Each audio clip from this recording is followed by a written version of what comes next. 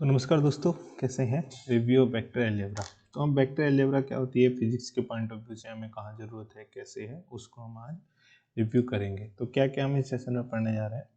तो पहली चीज़ जो आप पढ़ेंगे फिजिकल क्वांटिटीज, है ना। दूसरी चीज़ हम देखेंगे वेक्टर्स क्या होते हैं, इनके टाइप देखेंगे। और तीसरी चीज़ फिर हम इनके अलजेब्रा के पॉइंट ऑफ व्यू से वेक्टर अलजेब्रा में जो एडिशन होता है ना,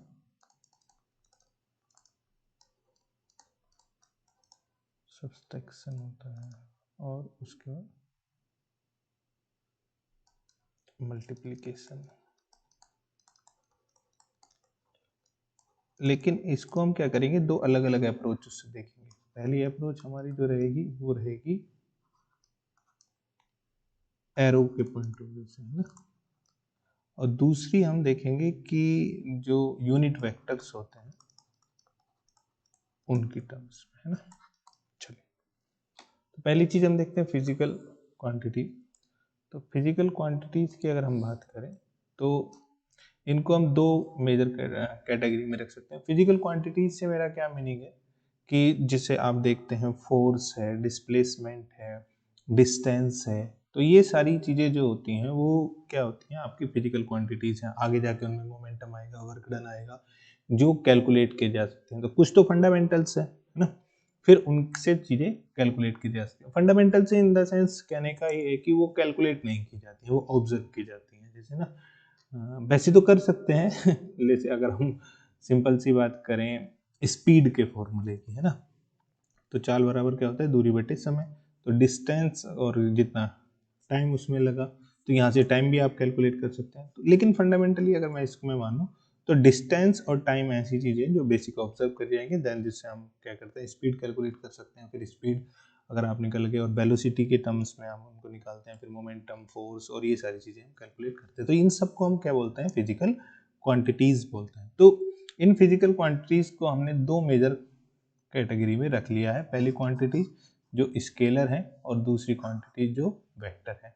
कौन सी क्वांटिटी स्केलर होती हैं, ये मन में हमारे सवाल आना चाहिए। या कौन सी ऐसी फिजिकल क्वांटिटीज में क्या ऐसी पैरामीटर हैं जिनके कारण उनको हम स्केलर की कैटेगरी में रखते हैं और दूसरे को हम वेक्टर की कैटेगरी में रखते हैं।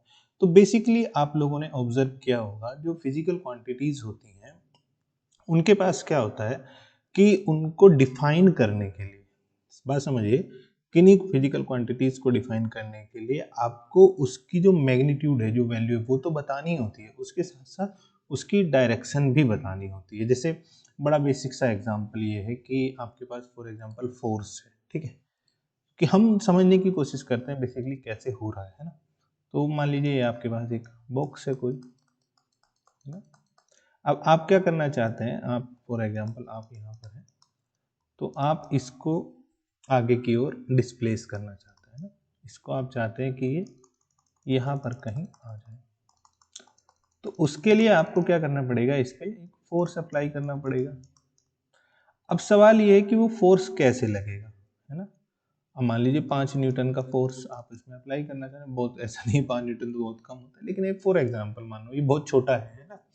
अगर इसमें केस में अब 5 न्यूटन का फोर्स अगर अपने हाथ से आप इसको इस तरीके से धक्का देंगे तो ये आगे चलेगा, लेकिन अगर ये आप ऊपर की ओर उठाने लगे तब तो ये ऊपर चल देगा। तो बेसिकली अगर आप देखें कि डिस्प्लेसमेंट, अगर आप की बात करें कि अगर आप इस दिशा में डिस्प्लेट करना चाहते हैं, इस डायरेक्शन में इसको हटाना चाहते हैं, तो आपको फोर्स के मैग्नीट्यूड के साथ साथ ये भी डिफाइन करना पड़ेगा कि फोर्स आप किस डायरेक्शन में अप्लाई कर रहे हैं, है ना। ऐसे ही जबकि दूसरी चीजें ऐसी हैं, जैसे टाइम की अगर हम बात करें, है ना, आपको 5 मिनट चाहिए, है ना। तो 5 मिनट अभी तक जितना हम समझते हैं कि टाइम पॉजिटिव डायरेक्शन में ही चलता है। वैसे मैं इसको इस तरीके से भी कहता हूँ कि 5 मिनट पहले या 5 मिनट बाद में, है ना। लेकिन अगर अब 5 मिनट की बात करें तो वैसे उसके साथ हम जोड़ते हैं कि 5 मिनट पहले या 5 मिनट बाद में, है ना। तो इसको हम इसको छोड़ देते हैं, कुछ दूसरे काम से हम बात करते हैं, जैसे कि हम वर्क डन की बात करते हैं। आपने काम किया है ना, तो कोई काम आप करेंगे उसके लिए कोई जरूरी नहीं है कि वो किस डायरेक्शन से बात आप करना चाह रहे हैं, है ना, ऐसी चीजों के लिए। या फिर हम बात करते हैं कि जैसे हम चाल की बात कर रहे थे, स्पीड की बात कर रहे थे ना, तो 5 किलोमीटर पर आवर की स्पीड से कोई चीज चल रही है तो चल रही है ना, लेकिन किस दिशा में चल रही है वो अगर हो जाएगा तो वेलोसिटी हो जाएगी। तो इन चीजों को आपको देखना पड़ेगा कि कुछ फिजिकल क्वांटिटीज ऐसी हैं जिनके लिए हमें केवल और केवल उसका मैग्नीट्यूड चाहिए, और कुछ फिजिकल क्वांटिटीज ऐसी हैं जिनके लिए हमको डायरेक्शन भी मैटर करती है ना। तो उसी के बिहाफ पर अगर आपने देखा तो क्या क्या, हैविंग ओनली मैग्नीट्यूड, वो क्वांटिटीज जो केवल मैग्नीट्यूड रखती हैं उनको हम क्या क्या बोलते हैं, scalar. Do not having direction, उनकी कोई डायरेक्शन नहीं होती, या फिर उनको कंसीडर करते हुए हमको डायरेक्शन की कोई नीड नहीं होती, उनको हम क्या करते हैं, स्केलर क्वांटिटी। सेम है ऐसे ही जिनके पास मैग्नीट्यूड भी होता है और डायरेक्शन भी होती है उनको हम वेक्टर क्वांटिटीज की बात करते हैं। एग्जाम्पल आपका मास हो सकता है, स्पीड हो सकती है, वेलोसिटी है, डिस्प्लेसमेंट है और फोर्स है, ये किसके हैं, वेक्टर के, ठीक। लेकिन यहाँ पर कुछ चीजें कंट्राडिक्ट होनी स्टार्ट होती हैं। कहाँ पर कंट्राडिक्ट होनी स्टार्ट होती हैं, जैसे एक एग्जांपल हमको बड़ा अच्छा इलेक्ट्रॉनिक्स में समझाया जाता है कि यहाँ पर मान लीजिए एक रेजिस्टेंस है और यहाँ पर आपने कोई बैटरी लगा दी और यहाँ से बैटरी की वजह से एक करंट चलना स्टार्ट होगा, है ना। फॉर एग्जाम्पल करंट चलना स्टार्ट हो रहा है, तो जब आप करंट चलेगा तो क्या होगा कि वो कभी कभी हम देखते हैं कि वो इस डायरेक्शन में चला जाता है या फिर इस डायरेक्शन में चला जाता है ना, I1 और I2। तो बेसिकली हम इसको बनाते हैं, जबकि ऐसा जरूरी नहीं है। ये क्या होता है, ये ऐसे भी लगा सकते हैं सर्किट, है ना, और सर्किट को सीधा सीधा तो बनाते नहीं है, ये तो पेपर पे बना दिया जाता है, रियल में तो हम कहीं भी लगा देते हैं वायर। तो यहाँ आपको एक चीज और कंसीडर करनी पड़ेगी कि वेक्टर क्वांटिटीज जो होती हैं उनका बेसिकली वो क्या करती हैं, वेक्टर अलजेब्रा जो है उसको फॉलो करती है ना। वेक्टर अलजेब्रा क्या है, वेक्टर अलजेब्रा ये है कि आप जो भी कोई वेक्टर आपका किसी भी दिशा में, उसके आप क्या करेंगे, 3 डायमेंशनल कंपोनेंट लेंगे, है ना, और उन 3 डायमेंशनल कंपोनेंट में सेम कंपोनेंट सेम के साथ ही इंटरेक्ट होगा, ऐड होगा या फिर उसके साथ सब्ट्रैक्ट होगा या फिर मल्टीप्लाई होगा, वो सारी चीजें आप हम देखेंगे। तो इस सब को हम बोलते हैं वेक्टर अलजेब्रा। तो यहाँ तक तो हमको सबको समझ में आ रहा था। मेन सवाल क्या है, यहाँ पर शुरू होता है कि वेक्टर अलजेब्रा बेसिकली क्या चीज होती है। तो अगर वेक्टर क्वांटिटीज की आप बात करें तो vector is a quantity having both magnitude and direction such as a force and velocity and must follow the vector algebra, ठीक। तो वेक्टर अलजेब्रा समझने से पहले हमको वेक्टर के बारे में वो समझ लेना चाहिए कि बेसिकली वेक्टर्स होते हैं तो क्या उनमें भी आगे जाके कोई टाइप होते हैं या डिफरेंशिएशन होता है। तो आप देखें कि वेक्टर्स को हम 2 कैटेगरी में रखते हैं, एक पोलर की फॉर्म में और एक्सेल की फॉर्म में, एक्सेल वेक्टर। अब ये कैसे डिसाइड होता है, ये ऐसे डिसाइड होता है कि जो आपके वेक्टर्स हैं उनको भी हम देखते हैं कि कुछ वेक्टर्स तो ऐसे होते हैं जो लीनियर डायरेक्शनल रखते हैं, है ना, जो मोशन होती है वो लीनियर होती है। आप पढ़ते भी हैं, पहले आपको लीनियर मोशन पढ़ाई जाती है, फिर उसके बाद रोटेशनल मोशन और सर्कुलर मोशन, इस तरीके की चीजें। तो उसी से रिलेटेड है कि वो वेक्टर जो लीनियर मोशन में इन्वॉल्व होते हैं वो लीनियर डायरेक्शनल इफेक्ट शो करते हैं, वो पोलर वेक्टर्स कहलाते हैं। वहीं वो वेक्टर जो रोटेशनल मोशन या सर्कुलर मोशन में इन्वॉल्व होते हैं उनको हम रोटेशनल वेक्टर कहते हैं। जैसे लीनियर के लिए आप देख सकते हैं कि आपके पास जो है वो linear velocity, force, linear momentum है, वही रोटेशनल में आपके पास टॉर्क है, एंगुलर मोमेंटम है, ये सारी चीजें हैं। तो यहाँ से एक सवाल है, इसका जवाब आप दीजिएगा। What do you think about the vector और scalar nature of area and volume. तो इन सबसे आप एरिया और वॉल्यूम के लेकर के आप क्या समझते हैं। अगली चीज है वेक्टर अलजेब्रा। तो वेक्टर अलजेब्रा में अगर आप देखें तो पहली चीज है एडिशन, किसी भी चीज की अलजेब्रा अगर आप देखें, दूसरी सब्ट्रैक्शन, मल्टीप्लिकेशन एंड बाकी अगर और उसके आगे जाते हैं तो डिफरेंशिएशन, इंटीग्रेशन, कैलकुलस, ये भी उसका पार्ट है, कैलकुलस का पार्ट बेसिकली है। तो हम ये भी आगे आने वाले टाइम में डिस्कस करेंगे, अभी हम ये वाली बात कर रहे हैं। तो अभी हम किस अप्रोच से समझते हैं, एरो वाली अप्रोच से, जिसको हमें पहले पढ़ाया जाता है, बताया जाता है। तो वो अप्रोच क्या हो सकती है जी, बड़ी सिंपल है। आपके पास एक वेक्टर ये है, फॉर एग्जांपल ए, दूसरा वेक्टर ये है बी, और आप क्या कर रहे हैं, आप इन दोनों को जोड़ना चाहते हैं, ठीक है। तो जब अगर आपको ये जोड़ना होगा तो आप क्या करेंगे, आपके पास दो तरीके हैं। या तो एक तरीका ये है कि पहले का जो हेड है, देखिए वेक्टर में एक चीज और आप समझिए, ये वाला जो पार्ट होता है उसको हम टेल बोलते हैं, इसको हम हेड बोलते हैं, और इसकी जो लंबाई है वो ये बता रही होती है कि वेक्टर हमारा कितना मैग्नीट्यूड रखता है, ठीक। तो मान लीजिए दो आपके पास वेक्टर हैं, दोनों की लंबाई अलग है, मैग्नीट्यूड भी अलग है। तो पहला वेक्टर इस तरीके से आप लगाएं और उसके बाद आप दूसरे वेक्टर के लिए ध्यान दीजिएगा, आपने पहले का हेड दूसरे की टेल से जोड़ा है। तब क्या होगा, तब जो इन दोनों का एडिशन होगा वो पहले की टेल से डायरेक्ट लाइन, जो शॉर्टेस्ट स्ट्रेट लाइन होगी मिलाने वाली दूसरे के हेड को, वो क्या होगी, a प्लस बी होगी। ध्यान दीजिएगा। दूसरा आप ऐसे कर सकते हैं कि अगर आप, तो इस रूल को हम बोलते हैं क्या, ट्रायंगल रूल। दूसरा तरीका क्या हो सकता है कि आप दोनों की टेल जो है या टेल है वो एक साथ मिला रहे हैं। तब क्या होगा, तब आपको इसके पैरेलली एक लाइन ड्रॉ करनी पड़ेगी जिसको आप V बोल सकते हैं, और एक इसके पैरेलली एक और लाइन ड्रॉ करनी पड़ेगी जिससे आप एक पैरेललोग्राम बना लेंगे। पैरेललोग्राम जब बन जाएगा तो इन दोनों के बीच में जो आपका क्या होगा, क्या बोलते हैं इसको, डायगोनल, उसी को हम क्या कहेंगे, उसी को हम रिजल्टेंट इनका कहेंगे। तो ध्यान दीजिएगा, इस वाले रूल को हम पैरेललोग्राम रूल बोलते हैं, इसको ट्रायंगल रूल बोलते हैं। कब अप्लाई करना है आप समझ गए होंगे, जब पहले की हेड और टेल मिलानी है तब ये, और जब दोनों की टेल एक साथ मिलानी है तो ये। अब सवाल दूसरा आता है कि सब्ट्रैक्शन हम कैसे करेंगे। देखिए सब्ट्रैक्शन करने का बड़ा सिंपल सा तरीका है जो हमको पहले सिखा दिया जाता है। जैसे आप एडिशन करते थे तो 4 + 5 अगर आपको करना है तो 9 आ जाता था, है ना। ऐसे ही अगर आपको 5 - 4 करना है तो 1 आ जाएगा। कभी कभी हमको ये सिखाया जाता था कि इसको आप इस तरीके से भी लिख सकते हैं, ठीक है। तो वही काम हम करने की कोशिश करेंगे। तो अब क्या करेंगे, हम एडिशन करेंगे, लेकिन किस में, a में -b को जोड़ देंगे, है ना। a में अगर हम -b को जोड़ेंगे तो वो अल्टीमेटली हमारे पास a - b हो जाएगा, बस। तो अब हमको b समझने की कोशिश करनी है कि -b कैसे बनेगा, है ना।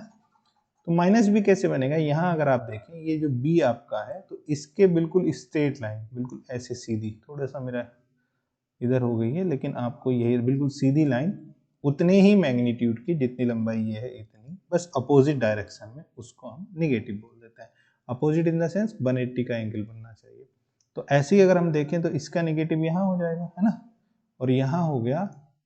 तो अब इनका रिजल्टेंट पहले की टेल दूसरे की हेड, ठीक, पहले की मतलब जो पहले लिखा हुआ है, अब ये इनका रिजल्टेंट हो जाएगा।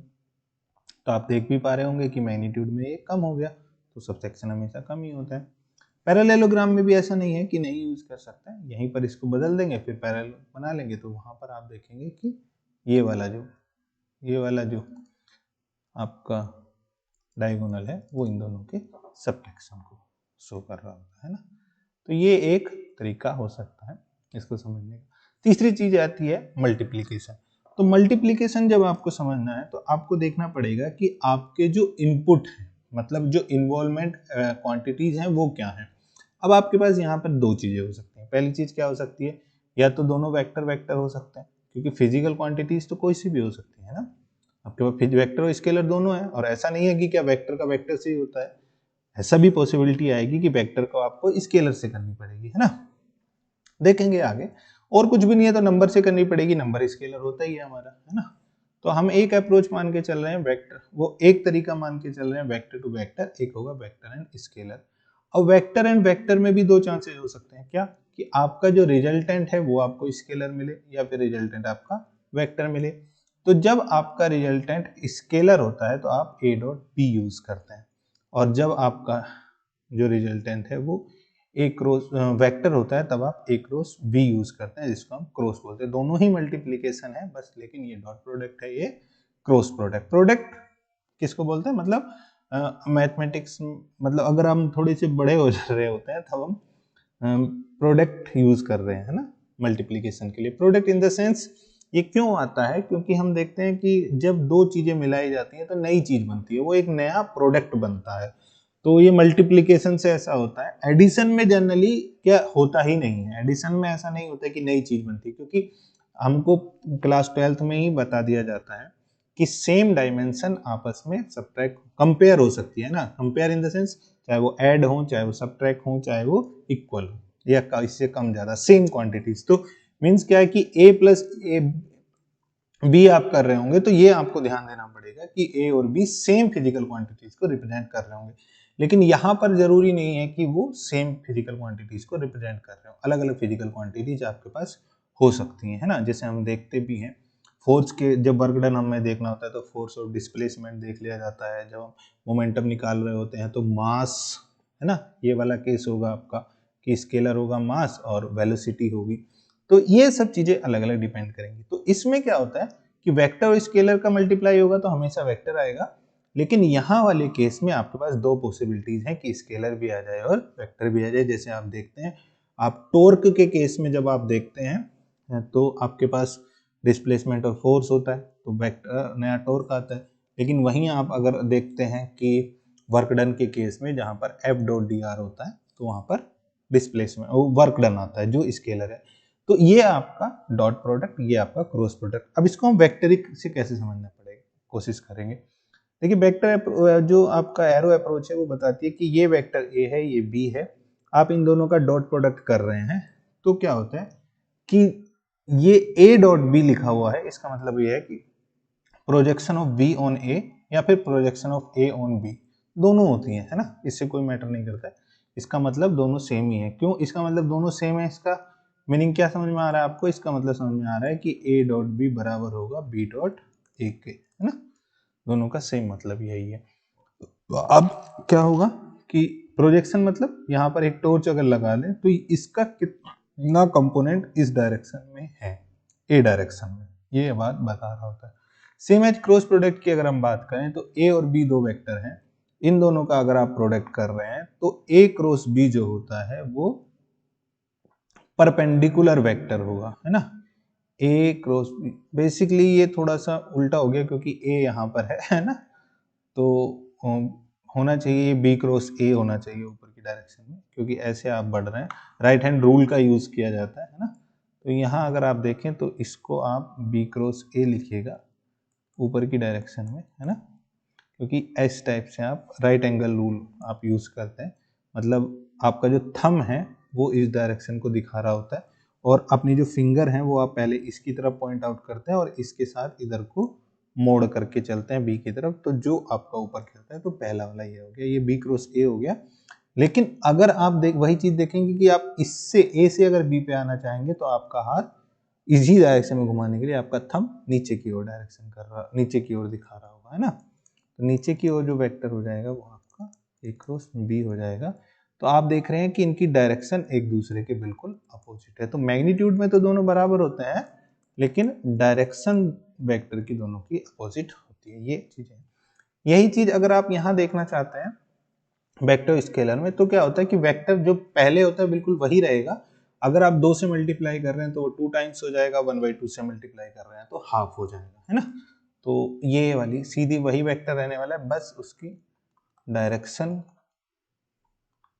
सेम रहती है और मैग्नीट्यूड उसी के रेशो में हो जाता है।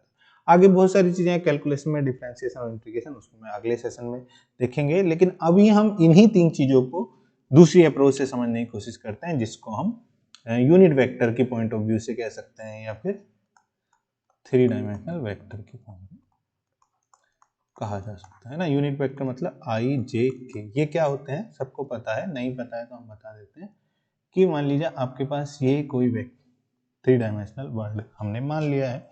तो जो x डायरेक्शन है, अगर इस दूरी को हम x डायरेक्शन बोले, इसको हम y बोले, इसको z बोले, तो इस x की जो डायरेक्शन है वो हम i से डिनोट करते हैं, इसकी डायरेक्शन हम j से डिनोट करते हैं, इसकी डायरेक्शन हम k से डिनोट करते हैं ना। और ये हमको जब कोऑर्डिनेट ज्योमेट्री पढ़ रहे होते हैं तो वहां पर पढ़ाते हुए बताया जाता है कि x डायरेक्शन में कितनी दूरी चल रहा है, तो वो x एक्सिस पर कंपोनेंट ax हो जाएगा, y एक्सिस पर कंपोनेंट ay हो जाएगा, z एक्सिस पर कंपोनेंट ए जे हो जाएगा और वेक्टर की रिप्रेजेंटेशन इस तरीके से हो जाएगी। एक अप्रोच तो वो है एरो वाली, है ना, एक अप्रोच है हम इसको मैथमेटिकली बुक पर किस तरीके से रिप्रेजेंट करते हैं। अब जब वेक्टर है तो मैग्नीट्यूड हम कर रहे हैं तो कुछ तो मैग्नीट्यूड होता होगा, तो मैग्नीट्यूड अगर हमको निकालना है तो मैग्नीट्यूड हमारा इस तरीके से निकाला जा सकता है कि मीन्स क्या हुआ, अंडर रूट पहला कंपोनेंट, दूसरा कंपोनेंट और तीसरा कंपोनेंट, है ना, स्क्वायर है बेसिकली ये। अगर हम इसका यूनिट वेक्टर बनाना चाहें, जैसे आई जे, क्या इस वेक्टर का बनाया, बिल्कुल बनाया जा सकता है। भाई यूनिट बनाना क्या है, उसको 1 बना दीजिए, डायरेक्शन रहने दीजिए, तो मैग्नीट्यूड जितना ये था इसके मैग्नीट्यूड से डिवाइड कर दिया तो वेक्टर आ गया, है ना।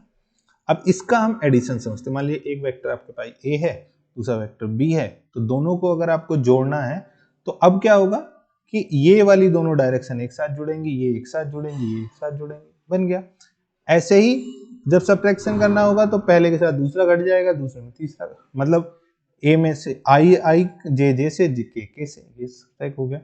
मल्टीप्लीकेशन के केस में हम तीन चीजों की बात करते हैं। पहला, अगर हम स्केलर से मल्टीप्लाई कर रहे हैं तो 2ax, मतलब प्रत्येक जो भी कंपोनेंट है सब में, सभी में 2 से मल्टीप्लाई हो जाएगी।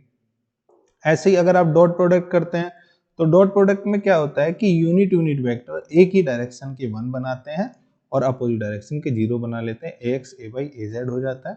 इसीलिए आप इसको देखें तो ए बी कोस थीटा लिखा जाता है ना, और कोस थीटा में आप देखते हैं 0 का एंगल जब 0 होता है तो 1 आता है, लेकिन एंगल जब इन दोनों के बीच का एंगल है वो 90 डिग्री है, इन दोनों के बीच का एंगल 90 डिग्री है और इन दोनों के बीच का एंगल भी 90 डिग्री है, तो ये 0 हो जाता है। सेम एज अगर क्रॉस प्रोडक्ट में हमको निकालना होता है तो क्रॉस प्रोडक्ट निकालने का आसान तरीका क्या है बताइए। क्रॉस प्रोडक्ट निकालने का आसान तरीका है आपके पास डिटर्मिनेंट यूज करते हैं हम, है ना, 3x3 ऑर्डर का, जिसमें से पहला जो आपकी रो है वो आई जे के को रिप्रेजेंट करती है, दूसरी रो जो पहले लिखा होता है उसके सारे कंपोनेंट को, और बी में तीसरे कंपोनेंट को। ध्यान ये रखना है कि आई वाले कॉलम में केवल आई के कंपोनेंट आने चाहिए, आई डायरेक्शन के, जे कॉलम में जे और के। डिटर्मिनेंट निकालेंगे, वैल्यू निकल के आ जाएगी, एक वेक्टर आपको मिल जाएगा जो कुछ आई जे के की फॉर्म में होगा। इसको आप अगर आप मैथमेटिकली देखें तो A B cross A B sine theta, ये आपको पता ही है। एन कैप जो है वो डायरेक्शन दिखा रहा होता है इस वेक्टर की, और यहाँ आप देखते हैं कि आई क्रॉस आई मीन्स क्या, जब दो सेम होंगे तो साइन 0 होगा, और साइन 0 की वैल्यू क्या होती है, 0 होती है, तो सेम में 0 हो जाएगा, लेकिन साइन 1 की 1 हो जाती है, तो डायरेक्शन लेकिन अपोजिट होगी, तो x और i की अपोजिट, जो i और j की डायरेक्शन है वो k हो जाएगी। ध्यान देने वाली बात यह है कि j से जब i करेंगे तो माइनस k हो जाएगा, अदरवाइज मतलब ये इस टाइप से रेशो आपको चलना है। तो ये सारी अप्रोच आपको रखनी है और ये वेक्टर अलजेब्रा का पोर्शन होता है। और आगे बहुत सारी चीजें हैं, जब आप प्रॉपर्टीज की बात करें तो ये तो मैं बता ही चुका हूँ, ट्रिपल प्रोडक्ट होता है, और फिर आपको निकालना है 4 प्रोडक्ट का, कैसे करेंगे, नहीं समझ में आ रहा है तो करने की कोशिश करना। 2 ये समझिएगा, 2 के साथ जैसे हम कर रहे हैं, फिर उनमें से 3 बनाइएगा, तब आप इसका आंसर निकालने की कोशिश करिएगा क्या आना चाहिए, है ना। बाकी आगे अगले सेशन में हम और कुछ सीखेंगे। फिजिकली एप्लीकेशन के पॉइंट ऑफ व्यू से मैं बात करते हुए बता ही चुका हूँ कि डॉट प्रोडक्ट में आपका वर्कडन आता है, क्रॉस प्रोडक्ट में आपका टॉर्क या इस तरीके की क्वांटिटीज आती हैं। तो थैंक यू सो मच, आप मेरे साथ जुड़े रहे। वीडियो अच्छी लगी तो प्लीज़ लाइक करिएगा, है ना, और चैनल को भी सब्सक्राइब और शेयर करिएगा। Thank you so much.